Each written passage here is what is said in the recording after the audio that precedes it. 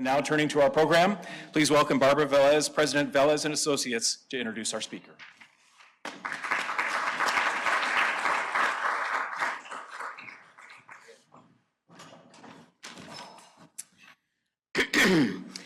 We live in a turbulent time. What is just is sometimes cloudy. Perhaps what is social may also be unclear.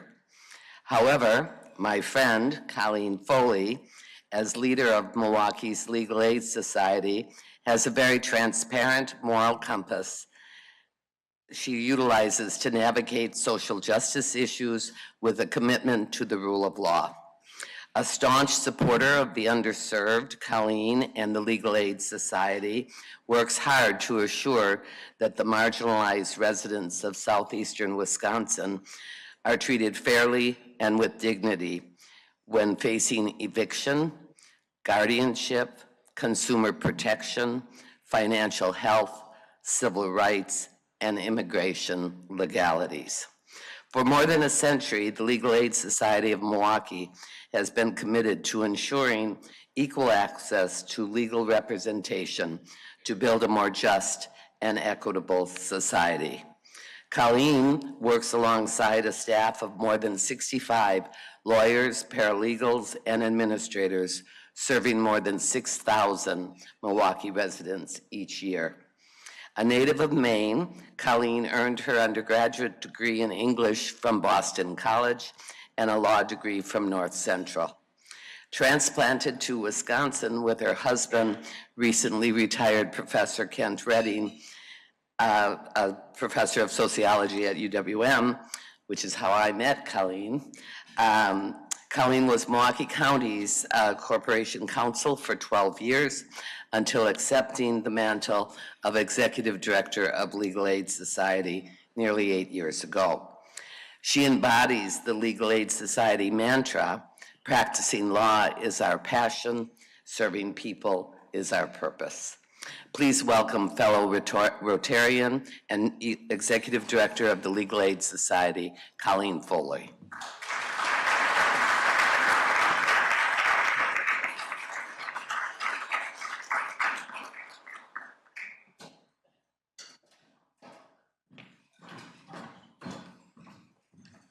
Good afternoon, everyone. Thank you so much for being here. Barbara, thank you for that lovely introduction. Appreciated. So, just a brief roadmap about what I'm going to be discussing today. And essentially, it will be about Eviction Free MKE, which is a right to counsel program that started 5 years ago now. I'm going to put that in the context of Matthew Desmond's book, Evicted, that was published 10 years ago now, if you can believe that. And lastly, I'm going to talk about right to counsel programs nationally and why that matters to Milwaukee. And I'm going to put my glasses on. So as Barbara just referenced, Legal Aid celebrates its 110th anniversary this year. We're one of the nation's oldest public interest law firms.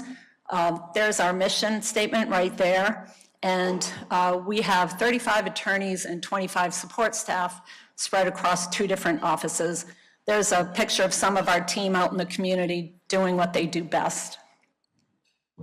Our core practice areas, as noted, and Barbara also referenced, we have a consumer protection team, a health and wealth team that primarily does estate planning for low-income communities as a wealth retention method. We have court-appointed guardians ad litem for at-risk children. We have a small immigration team, and what I'm here to talk to you about today is Eviction Free MKE. So in terms of anniversaries, it's 60 years this year that Miranda v. Arizona was enshrined, and that gives a constitutional right to a lawyer when something as precious as your liberty is at risk through incarceration.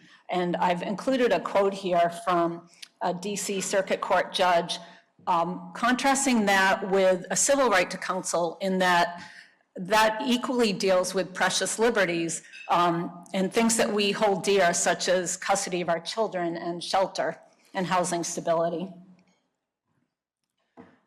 So Matt Desmond's book came out, and did I miss a slide? Yeah. Matt Desmond's book came out in 2016, and this is a quote from Matt Desmond. He was interviewed by a Rotarian and Milwaukee resident, Diane Schoberg, and he highlighted why we should all care about housing insecurity in our communities, and because it impacts recruitment of a workforce and quality of life and making Milwaukee the most attractive city that we can make it. And he especially emphasized the role of Rotary and civic and business leaders in caring about that issue. And I should also mention that Matthew Desmond's dad was a Rotarian, a member of the Winslow, Arizona Club, and that club contributed a scholarship for Matthew Desmond to attend Arizona State University. So Milwaukee took that publication of that book quite seriously because it gave us a deserved black eye about expediting people out of their homes and a bit of a rubber stamping process that was going on. And so the Wisconsin Policy Forum issued a report, and this was after months of convening by local government leaders, philanthropy, community organizers, about what to do next and how to really confront the challenges in that book. And so Wisconsin Policy Forum issued this report in 2018. The three highlights in terms of their recommendations were the value of emergency rent assistance, which I can attest to through the pandemic, served both sides very well. Creation of a landlord-tenant resource center, which came to fruition and is housed in the ground floor of my building, and that serves both landlords and tenants, as noted. And then the final recommendation was enhancement of attorneys for tenants facing eviction. In the summer of 2020, evictions spiked in Milwaukee in that summer, and during a time when everyone's health and safety depended on each other, individuals were being evicted from their homes and put into congregate settings with friends and family and shelters that put everyone at risk. I had heard about a program in Cleveland at their legal aid society, which is somewhat of a sister city in terms of size and challenges. And I made a bunch of cold calls and got some great information from the legal aid in Cleveland. And they had had a program for a year, and they told me their lessons learned, what they wish they could do differently if they had another shot at it. And I started showcasing that to local stakeholders, including government officials and, once again, philanthropy, community organizers. And our timing was quite fortuitous because in February of 21, United Way of Greater Milwaukee and Waukesha County got a $25 million donation from Mackenzie Scott, and they gave legal aid $1.5 million to get our program off the ground. And that endorsement was pivotal. It impacted the city and the county just as they were getting ARPA dollars, American Rescue Act dollars. And U.S. Senator Tammy Baldwin followed suit that fall of 21. She had 10 buckets of appropriations funding, and we were awarded one of those. So ultimately, we were quite fortunate to receive $7 million and really to put together a program to show the community what you can do when you have that kind of funding and you have a vision about changing systems. So what do? At the height of our program, we had a dozen lawyers and 3 support staff. We currently have 7. It was imagined as a 3-year pilot, and we've tried to be strategic and smart about, as we've pared down by attrition, not necessarily replacing staff, and refining what we're doing so we can sustain the program. So when someone is served with an eviction summons and complaint, we provide lawyers if they qualify for our services.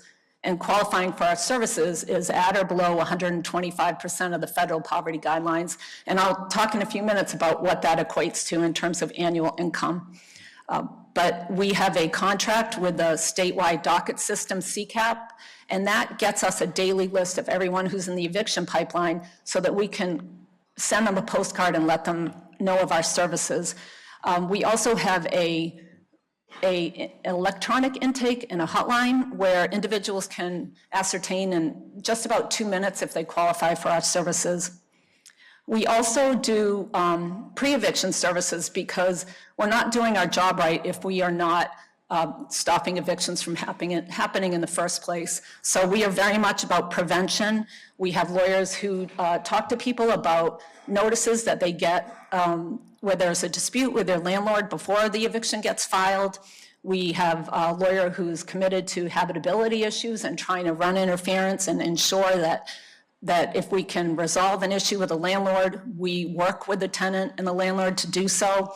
And then after the case concludes, we have a lawyer who focuses on security deposit returns to make sure the law is followed and that we can put some precious dollars back in someone's hands for the next rental unit. Here is a video of some of our team talking about our work.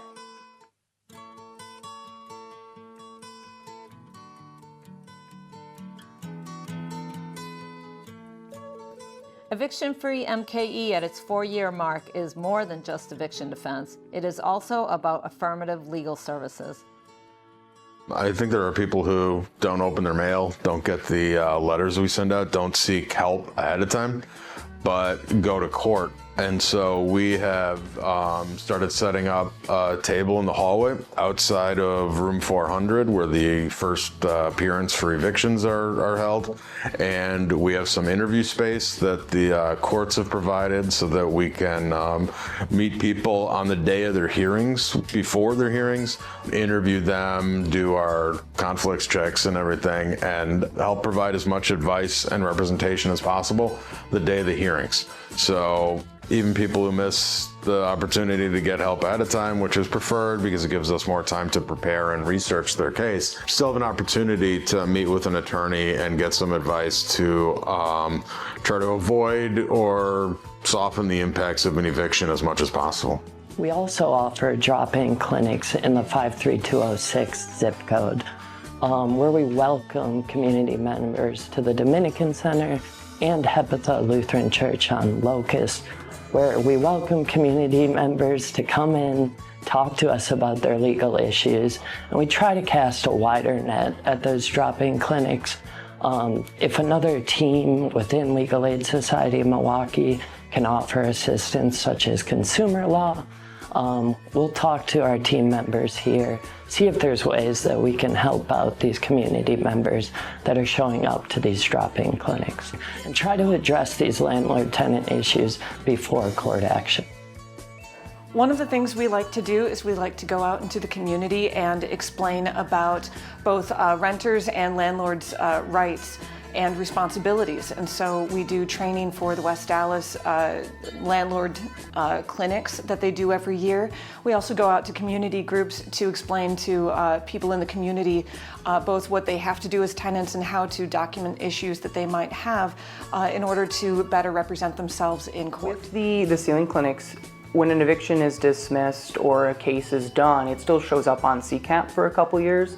And we had a lot of tenants running into issues with not being able to find housing with a dismissed eviction, even money owed.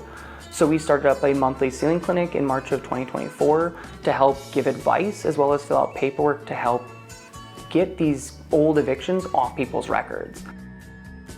In a nutshell, Eviction Free MKE changes Milwaukee for the better.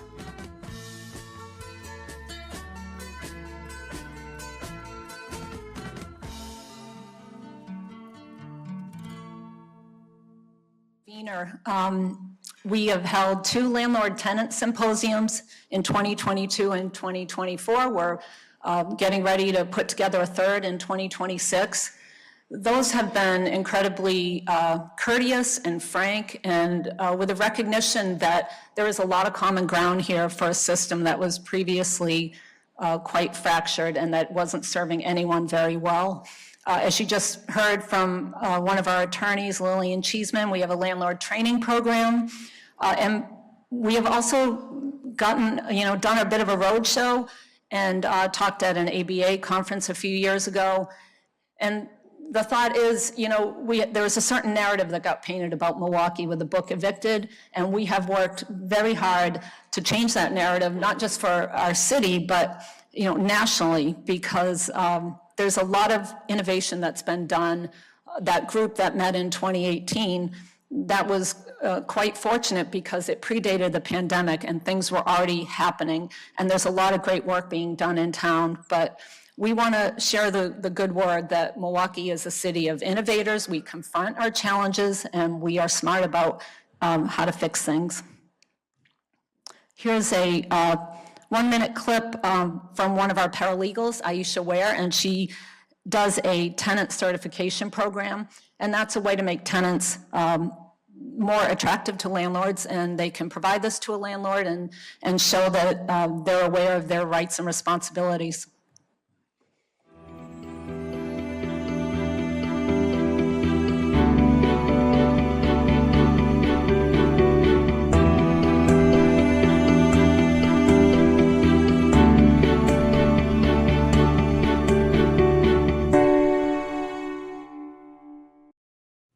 Hi, and welcome to How to Be a Savvy Tenant. We're so glad you've joined us. The purpose of this course is to provide the knowledge needed to secure tenancy, communicate effectively with your landlord or property management team, understand your basic rights and responsibilities, and to avoid eviction and adverse action during tenancy, making you a savvy and sought-after tenant. The course is designed to take approximately 1 hour. But we understand that each participant is unique, so please take as much or as little time as you need. The course is a combination of video, audio, and written material. And there will be a PDF to download at the end of the course in case you'd like to reference this information in the future. There will also be a brief assessment at the end of this course, just to ensure that we've all gained the knowledge that we've set out to gain. So, let's get started.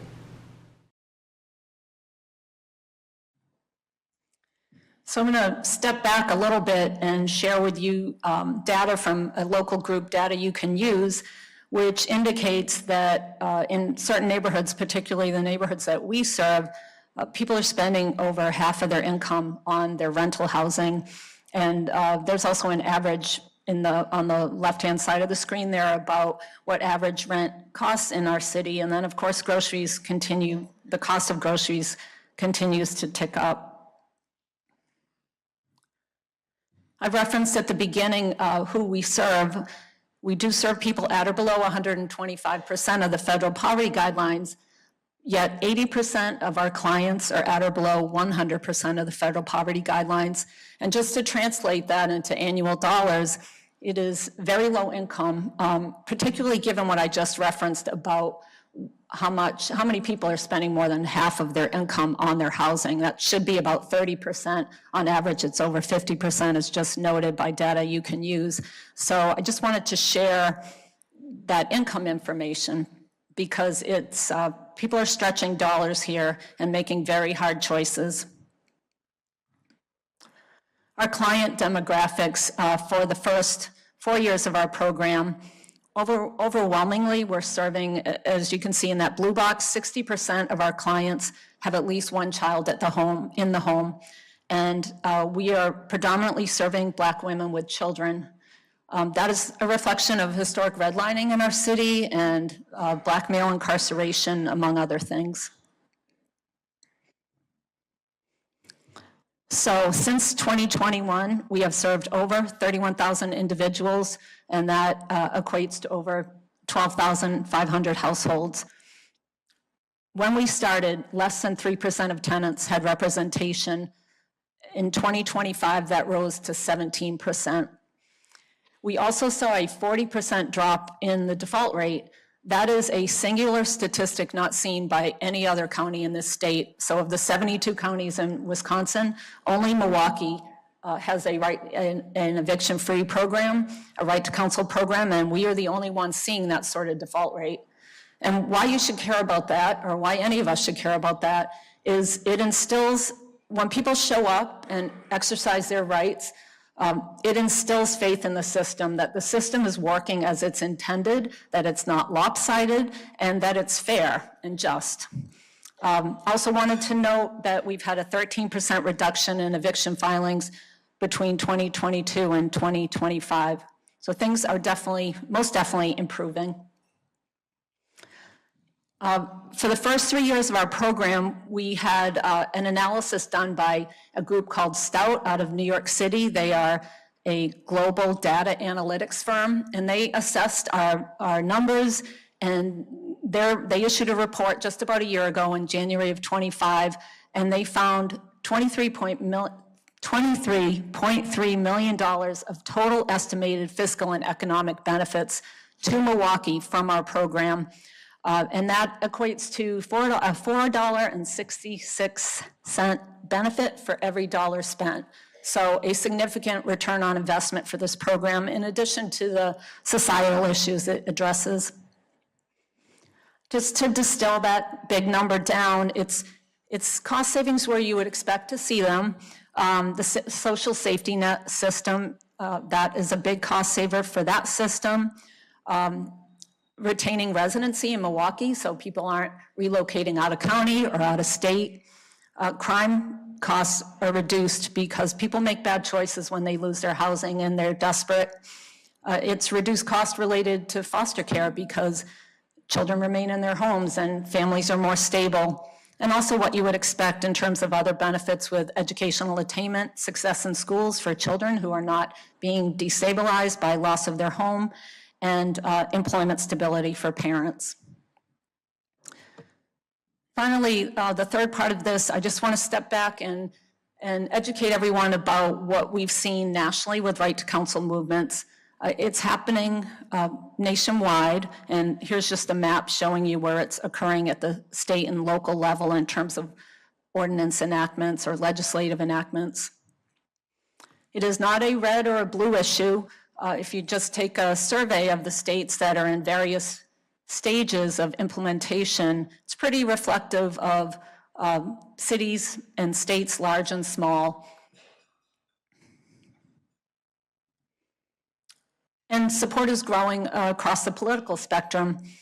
As noted here by a survey done by Data for Progress, 81% of all respondents in a poll showed support for establishing a civil right to counsel. And as noted here, that is across party lines.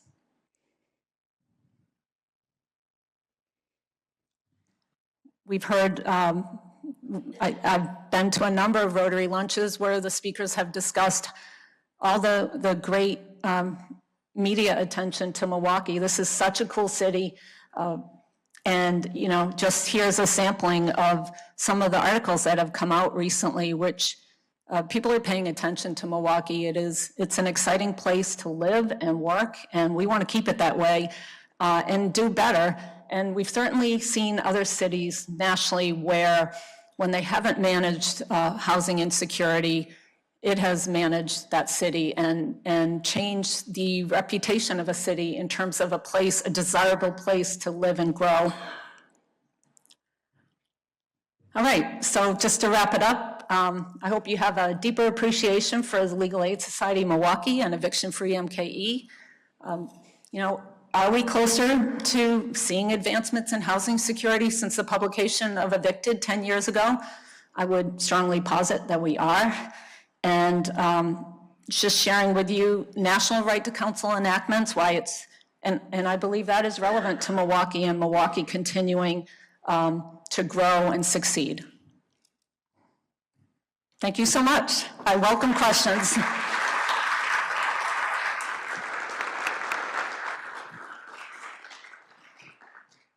Thank you very much for those comments, Colleen, very insightful. And we will now take questions from our members.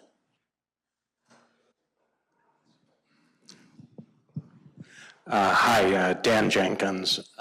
Expansive question, despite what President Kent had suggested. Do you have any volunteer opportunities for advocacy? 100%. Yes, please. Who do we contact? Me. And my contact information's up on the screen here. Hi, Colleen. Marilka Velez. Thanks for the great talk today. One of the issues that Matthew Desmond's book highlighted was the habitability of many of the properties that these underserved tenants are living in. And I'm just curious if any of the work that you're doing with the Legal Aid Society and the Eviction Free Milwaukee has seen any progress on that topic of, you know, these very, very high rents for properties that are barely livable. I'm really glad that you asked me that. In fact, I recently went to an open house in the Metcalf Park neighborhood where they had renovated a home on a block, and right next door was a house with a hole in the roof where nobody has lived for years. It was bought by an out-of-state investor, and the city cannot seem to get that person's attention despite multiple citations.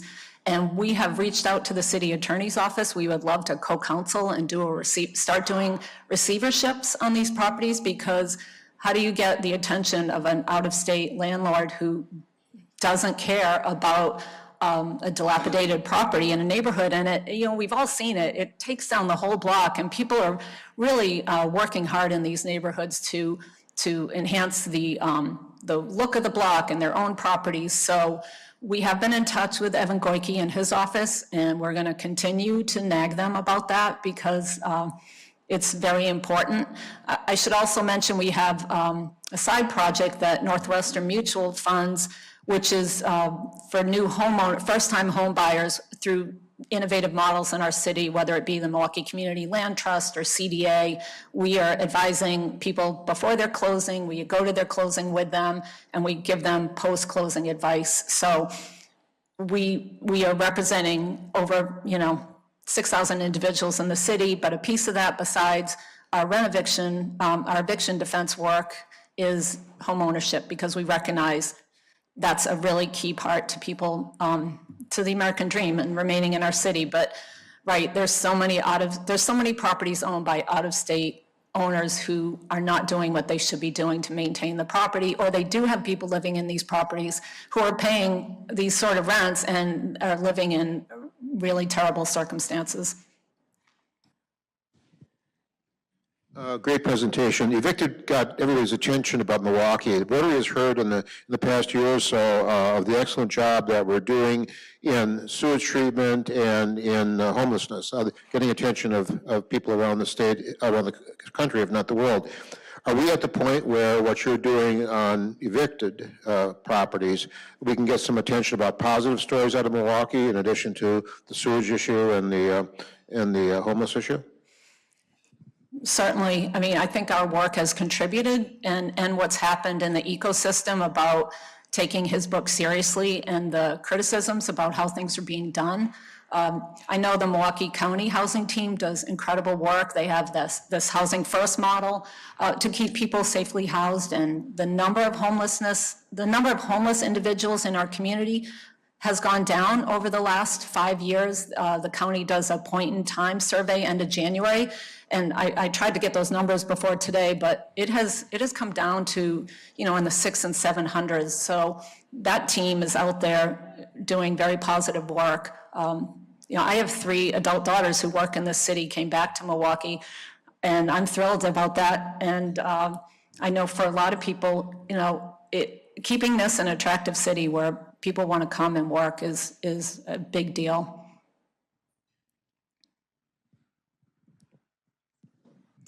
Hi, my name is Teresa Esser. A couple years ago, I spent some time in Milwaukee talking to people about housing, and I was talking to them about duplexes and accessory dwelling units and the idea of becoming a landlord. And I was surprised to learn that there were people who lived in duplexes, often one person living alone, who would complain about property taxes, but they did not want to rent out the tenant unit. And I said, why? They did not want to become landlords. And I said, why? And they said, because the expectation was that the tenants would not behave well. So I wondered if there's a solution to if you are a landlord, if you do have a unit, finding tenants who behave well, finding tenants who follow rules. How can we all live happily ever after? It sounds like we need more housing. I think it's fair to say on both sides, it only takes a few bad apples to really give tenants or landlords a bad name. I think being a landlord is a tough gig, and I think the vast majority of people are trying to do it right. And we work with landlords as much as we can because we're trying to right the system and make it work for everyone. You know, someone making that sort of personal decision, come to the, Landlord Tenant Resource Center in our building at the Community Advocates Legal Aid Building. And, we've got people taking this certification course. There's a lot of tenants and landlords out there trying to do the right thing and make the system work better. Yeah. Hi, Colleen. Thank you for your service and the great work your folks are doing. My name is Tom Lujak, and I volunteer at Jesu Church as one of the St. Vincent de Paul folks who go out and visit neighbors on the near west side. And we see every day how critical it is to provide assistance to the people out there who need a place to live. But here's the challenge, and I'm wondering if this is something that you could address with your folks. Inevitably, 3, 4, 5 times a month, we come across people living in residences that don't have any appliances. There's no requirement for landlords to provide a stove or a refrigerator. And so our organization has been helping to get those appliances into homes, but it's a revolving door. If somebody leaves the apartment, they leave behind the appliance, and often the landlords remove the appliance, sell it, and there is nothing for the next person coming in. What can you do to help address the situation? That's a really good question. We've had our sometimes bumpier road than other times with Joe Barada, who's the largest landlord in the city with Barada Properties Management. He did some really impactful things before the moratorium was put into place about stopping evictions on his own, and then also being a resource for us, for tenants who could, because they had a number of evictions on their record, could not find a place to live, and he worked with us. So I give him credit for that, and we were involved in the DOJ lawsuit, the statewide lawsuit that resolved a year ago. But one of the things that, because of the quantity of units that he has, I think he is Home Depot's largest appliance buyer nationwide, and he gets a significant discount. So I have talked to him just recently, in fact, emailed him, like, can you share that discount? What can we do to make this more expansive for people so that they can get, you walk into an apartment, there's no appliances. What can we do to discount that for other landlords or for tenants? So we're looking at it. One thing I don't think I hit hard enough in my presentation was, giving people a dignified exit strategy if we don't have a valid legal defense on a case, so that all of their belongings, their precious belongings, are not curbside, and so they don't have to start from scratch in their new unit. So I just wanted to mention that. I also want to give a shout out to Kent Laverne and his team, because talking about bad apples, we had one notorious landlord who was garnishing people's wages without going through a court process, and we brought that to the DA's public integrity unit, because one of our clients said, my paycheck's getting garnished, and I swear I never got any notice. And so the DA's office took it seriously. They charged this guy with 18 felony counts. He was convicted on 18 felony counts. I wanted him to go to prison. He did not, but he doesn't do business in this community anymore. So it's partners like Milwaukee County, I know a number of the judges are here, and the DA's office, Legal Aid, Corp Counsel, Scott Brown's a Rotarian. We work really well together. And to the earlier question about making sure Milwaukee is seen in a positive light, I think we work together better than we ever have. People have gotten out of their silos, and we communicate routinely. So thank you again, everybody. Really appreciate it.